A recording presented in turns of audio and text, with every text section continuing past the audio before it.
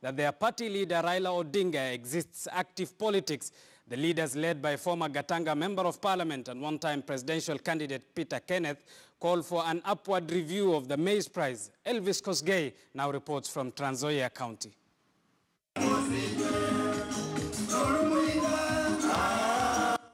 The leaders were speaking at Saboti constituency in Trans Nzoia County in a funds drive presided over by one-time presidential candidate Peter Kenneth.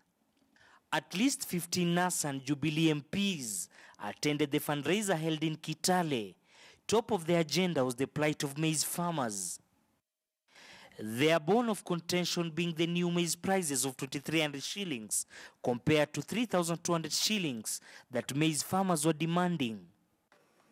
Hii mambo ya mtu anaamuka anasema watalipo 2,300 tuweke kando.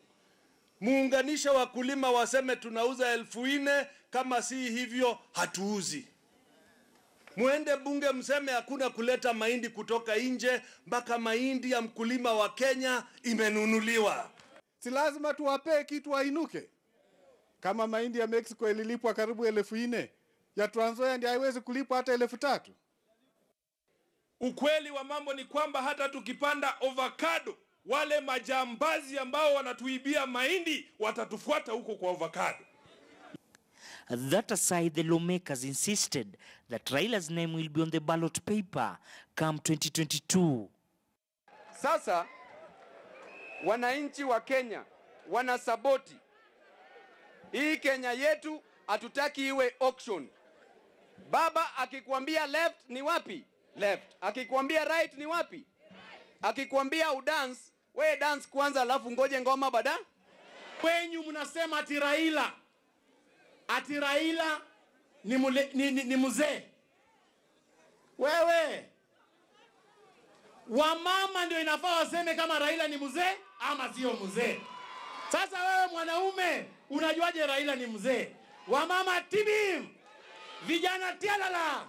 This is a very honest, stable, well-principled, well-mannered leader that we have ever had as a country.